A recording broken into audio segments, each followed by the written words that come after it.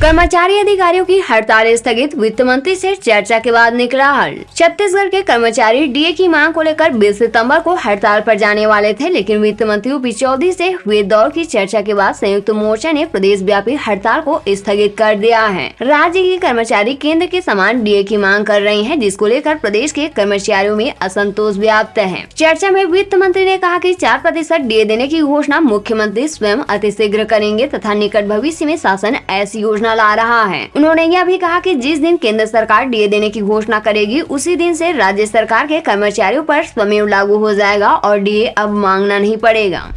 Diwali bonus पर बड़ा update, इस बार हाथ आ सकती है इतनी मोटी रकम, होने वाली है बैठक। भिलाई इस्पात संयंत्र कर्मचारियों का इस साल बोनस को लेकर एनजेसीएस कोर कमेटी की बैठक 1 अक्टूबर को होगी। इनमें सभी एनजेसीएस यूनियन के 2 सदस्य मौजूद रहेंगे। इसके पहले ही कर्मचारियों ने 50,000 रूपए से अधिक की मांग की है। Steel authority of India limited को वित्त वर्ष 2022-23 के दौरान कर पूर्व 2,637 करोड़ रूपए का मुनाफा हुआ था। वन नेशन वन इलेक्शन से खर्च बचेगा, सीएम शाह ने कहा। बार बार आचार संहिता लगने से विकास रुकता है, श्रीदेव ने बताया था संभव। देश में वन नेशन वन इलेक्शन की चर्चा है, इस पर छत्तीसगढ़ में सियासी दिग्गजों के बीच बयानबाजी हो रही है। वन नेशन वन इलेक्शन को छत्तीसगढ़ के मुख्यमंत्री विष्णुदेव साय ने एक अच्छा फैसला बताया है। उन्होंने इसे लागू करने का समर्थन किया, जबकि एक दिन पहले छत्तीसगढ़ के पूर्व डिप्टी सीएम टीएस सिंहदेव ने कहा था कि यह असंभव है। मीडिया से चर्चा में सीएम विष्णुदेव साय ने कहा कि हम अपने देश के प्रधानमंत्री नरेंद्र मोदी को धन्यवाद देना चाहते हैं। उनकी दूरदृष्टि का परिणाम है, इससे देश को बहुत लाभ होगा। एक तो समय की बचत होगी, खर्च की बचत होगी। जो बार बार चुनाव होता है, आचार संहिता लगती है तो विकास रुकता है। सिक्योरिटी गार्ड कंप्यूटर ऑपरेटर के 501 पदों पर निकली भर्ती, होगा प्लेसमेंट का आयोजन। छत्तीसगढ़ के सुकमा जिले में security guard, security supervisor, computer operator जैसे 501 पदों पर सीधी भर्ती होगी। इसके लिए 23 सितंबर को सुकमा के जिला रोजगार और स्वरोजगार मार्गदर्शन केंद्र में प्लेसमेंट कैंप का आयोजन किया जा रहा है। इन अलग अलग पदों के लिए 18 से 35 साल तक के युवा भर्ती के लिए आवेदन कर सकते हैं। डीए प्रशिक्षित युवाओं का हल्ला बोल, शिक्षक भर्ती की मांग को लेकर शुरू की न्याय यात्रा। छत्तीसगढ़ डीए प्रशिक्षित संघ के बैनर तले बिलासपुर के युवा सड़क पर उतर आए हैं। बेरोजगारी की मार झेल रहे युवाओं ने शिक्षक भर्ती की मांग को लेकर प्रदेश भर में न्याय यात्रा शुरू की है, जिसमें वो मोदी जी की गारंटी और हाई कोर्ट सुप्रीम कोर्ट के आदेश पर अमल करने की मांग कर रहे हैं। प्रशिक्षित बेरोजगार युवाओं ने बताया कि प्रदेश भर के स्कूल में शिक्षकों के हजारों पद देखते हैं। भर्ती के लिए हजारों डीए प्रशिक्षित युवा लंबे समय से शिक्षक भर्ती का इंतजार कर रहे हैं। विधानसभा चुनाव के दौरान भाजपा ने अपने घोषणा पत्र में मोदी की गारंटी के नाम पर प्रदेश भर में 57,000 शिक्षकों की भर्ती किए जाने का भी वादा किया था। इतने दिन बैंक रहेंगे बंद, जाने क्या है वजह। सितंबर का महीना खत्म होने की कगार पर है। इस महीने कई त्योहारों के चलते बैंकों में कामकाज ठप रहे हैं। ऐसे में बहुत से लोगों को परेशानियों का सामना करना पड़ रहा है। आपको बता दें कि आज 20 सितंबर से लगातार 4 दिन बैंक बंद रहेंगे। जन दर्शन में सीएम शाह से की पेंडिंग कामों की शिकायत, राजस्व की समस्या लेकर पहुंचे ग्रामीण। छत्तीसगढ़ में जन दर्शन कार्यक्रम हर सप्ताह आयोजित किया जा रहा है। इसी के तहत निर्धारित दिन गुरुवार को सीएम विष्णुदेव साय का जन दर्शन हुआ। सुबह 11 बजे से दोपहर 1 बजे तक सीएम ने आम लोगों की समस्याएं सुनी, वही लोगों की समस्याओं का निराकरण भी किया। इस दौरान पंचायत स्तर के तहसील स्तर के काम सबसे ज्यादा आए। वही सीएम ने सभी को उनकी समस्याओं के निराकरण का आश्वासन दिया। वही जरूरतमंद दिव्यांगों को सहायक उपकरण प्रदान किए गए। इसके अलावा कैंसर से ग्रसित महिला की भी सीएम विष्णुदेव साय ने आर्थिक मदद की। यहाँ से शुरू होगी कांग्रेस की न्याय यात्रा। छत्तीसगढ़ प्रदेश प्रभारी सचिन पायलट का आइडिया, जाने क्या है इसके सियासी मायने। छत्तीसगढ़ कांग्रेस अध्यक्ष दीपक बैज की 27 सितंबर से शुरू होने वाली पद यात्रा के रूट में बदलाव कर दिया गया है। पहले इस यात्रा की शुरुआत रायपुर से होनी थी, लेकिन अब गिरौदपुरी से होगी। इस बदलाव के पीछे प्रदेश प्रभारी सचिन पायलट की राय है। दरअसल बलौदाबाजार में हुए हिंसा मामले में भिलाई विधायक देवेंद्र यादव और पार्टी नेताओं को गिरफ्तार किया गया है। देवेंद्र यादव पिछले 1 महीने से ज्यादा समय से जेल में है। बैज की पदयात्रा इन्हीं गिरफ्तारियों के विरोध और प्रदेश की कानून व्यवस्था को लेकर है। छत्तीसगढ़ में बदलेगा मौसम, आज कई जिलों में पड़ेंगी बौछारें। अब तक औसत से 7% अधिक वर्षा। छत्तीसगढ़ में आज से फिर से बारिश की गतिविधियां शुरू होंगी। कई जिलों में गरज चमक के साथ हल्की से मध्यम बारिश हो सकती है। 2 दिनों से बारिश पर ब्रेक लगने से दिन का तापमान बढ़ने लगा है। प्रदेश भर में अब तक औसत से 7% अधिक बारिश हो चुकी है।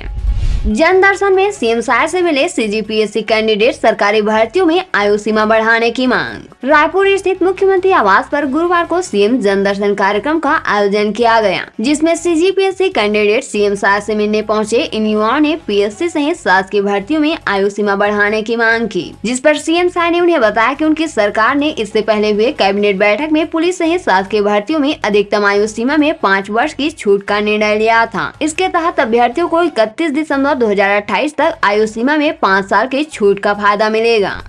छत्तीसगढ़ में 80,000 रुपए की रिश्वत मांगने वाला पटवारी सस्पेंड, कलेक्टर ने लिया तत्काल एक्शन। पटवारी द्वारा फौती नामांतरण के लिए 80,000 रुपए की रिश्वत मांगने का मामला सामने आया है, जिसके बाद कलेक्टर अजीत बंसल ने त्वरित कार्रवाई करते हुए पटवारी को सस्पेंड कर दिया है। यह मामला कोरबा जिले के ग्राम कोरकुमा का है, जहाँ अर्जन सिंह चौधरी नामक ग्रामीण ने फौती नामांतरण के लिए तहसील कार्यालय में आवेदन किया था। तहसील भैंसमा के पटवारी विमल सिंह ने फौती नामांतरण के बदले अर्जन सिंह से 80,000 रुपए की रिश्वत मांगी थी। पीड़ित ग्रामीण ने इसकी शिकायत जिला प्रशासन और मीडिया से की। जब मामला मीडिया में प्रमुखता से उठाया गया, तब कलेक्टर अजीत बंसल ने इसकी जांच के आदेश दिए।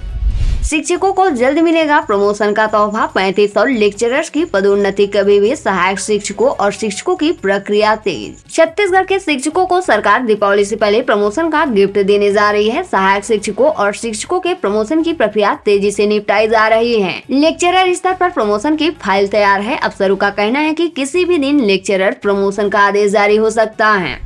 हाथियों का उत्पात, धान की फसलें रौंदी, चिंगार से गूंजे आसपास के गांव। हाथियों के दल का उत्पात लगातार बढ़ता जा रहा है। रायगढ़ में करीब 94 हाथी दल में घूम रहे हैं। हाथियों ने धर्मजयगढ़ वन मंडल क्षेत्र में 22 किसानों के फसलों को रौंद कर बर्बाद कर दिया। इससे पहले हाथियों ने धर्मजयगढ़ वन मंडल क्षेत्र में 22 किसानों के फसलों को रौंद कर बर्बाद कर दिया। इससे पहले कोरबा में 48 हाथियों के दल ने कई किसानों की फसलों को रौंदा था। छत्तीसगढ़ में खाली 50,000 सीटें भरने के लिए फिर बढ़ाई तारीख, 30 सितंबर तक होंगे एडमिशन। शैक्षणिक सत्र 2024-25 के शुरू हुए 3 महीने बीत गए हैं, लेकिन अभी भी प्रवेश प्रक्रिया जारी है। अभी प्रदेश में 50,000 सीटें खाली हैं। इसी के चलते उच्च शिक्षा विभाग ने फिर से इसकी तारीख बढ़ा दी है। अब 30 सितंबर तक प्रवेश दिए जाएंगे।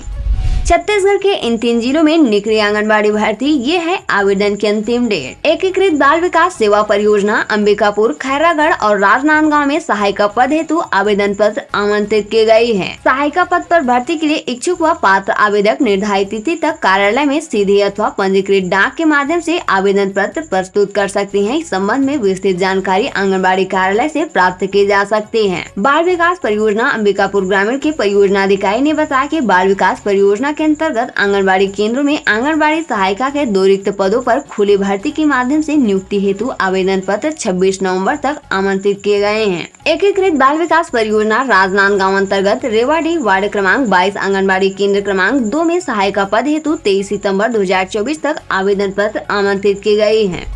सहायक शिक्षकों को मिलेगा क्रमोन्नत वेतनमान, जिला शिक्षा अधिकारी ने मंगाया प्रस्ताव। प्रदेश के उन सहायक शिक्षकों को क्रमोन्नत वेतन मिलेगा जिन्हें निर्धारित समय अवधि में पदोन्नति का लाभ नहीं मिल पाया है। इसके लिए जिला शिक्षा अधिकारी कबीरधाम ने विकास खंड शिक्षा अधिकारी और प्राचार्य को निर्देश जारी किया है। आदेशित किया गया है कि उनके संस्था के अंतर्गत ऐसे कर्मचारी जो प्रथम और द्वितीय समयमान और प्रथम, द्वितीय तथा तृतीय क्रमोन्नत वेतनमान की पात्रता रखती हैं, उनका प्रस्ताव तैयार कर 23 नवम्बर तक भेजें।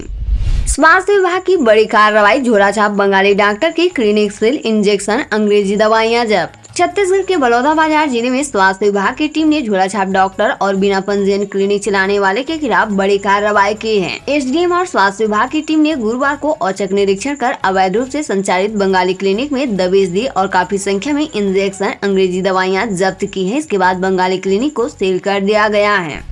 जंतर मंतर पर पहली बार नक्सलवाद, शिव देवसाय की हौसला अफजाई पर बस्तर के नक्सल पीड़ितों ने दिया धरना। मुख्यमंत्री विष्णु देवसाय की प्रेरणा और समर्थन से आज बस्तर के नक्सली पीड़ितों ने दिल्ली के जंतर मंतर पर सुनो नक्सली हमारी बात आंदोलन किया। मुख्यमंत्री शाह ने नक्सल पीड़ितों की पीड़ा को समझते हुए उन्हें अपनी आवाज दिल्ली तक पहुँचाने के लिए प्रेरित किया और इस महत्वपूर्ण कदम के लिए उनका हौसला भी बढ़ाया। एडिशनल एसपी सस्पेंड लोहारडीह अग्निकांड पर राज्य सरकार ने लिया एक्शन। छत्तीसगढ़ के कवर्धा जिले के लोहारडीह अग्निकांड मामले में मुख्यमंत्री विष्णुदेव साय के निर्देश पर कार्रवाई करते हुए घटनाक्रम को लीड कर रहे एडिशनल एसपी विकास कुमार को निलंबित कर दिया है। वहीं इस मामले को लेकर उप मुख्यमंत्री विजय शर्मा ने मृतक प्रशांत साहू के परिजनों से बात की। गृह मंत्री ने पीड़ित परिवार को 10 लाख रुपए मुआवजा देने की भी घोषणा की। बता रहे कि सोमवार को आरोपी को गिरफ्तार किया गया था, जहां इलाज के लिए उसे हॉस्पिटल लाया गया था। डिस्चार्ज होने के बाद जेल में उसकी मौत हो गई। आ गई माध्यमिक शिक्षा मंडल की नई मेरिट लिस्ट। 12वीं में 3 और 10वीं में 14 नए विद्यार्थियों के जुड़े नाम। छत्तीसगढ़ माध्यमिक शिक्षा मंडल ने एकेडमिक सीजन 2023-24 के लिए अपनी अंतिम मेरिट सूची जारी कर दी है। कक्षा 10वीं की अंतिम योग्यता सूची में 14 नए छात्र जुड़ गए हैं और कक्षा 12वीं की मेरिट सूची में छात्रों की संख्या 20 से बढ़कर 23 हो गई है। पुनर्गणना और पुनर्मूल्यांकन के बाद माध्यमिक शिक्षा मंडल ने अंतिम मेरिट सूची जारी कर दी है, जिसमें दूसरे अवसर की बोर्ड परीक्षा के अंक नहीं जोड़े गए हैं। तेंदुए ने मार डाली 100 मुर्गियां। गांव में घुसकर किसान के घर मचाई तबाही, बकरी और कुत्ते की भी जान। धमतरी जिले में तेंदुए का आतंक जारी है। तेंदुए ने घटुला गांव के एक किसान के घर घुसकर लगभग 100 मुर्गियों को मार डाला। वही पाई बहाटा में एक बकरी और कुत्ते की भी जान ले ली है। वन विभाग ने इसके लिए अलर्ट जारी कर दिया है। यह पूरा मामला बिरगुड़ी वन परिक्षेत्र का है।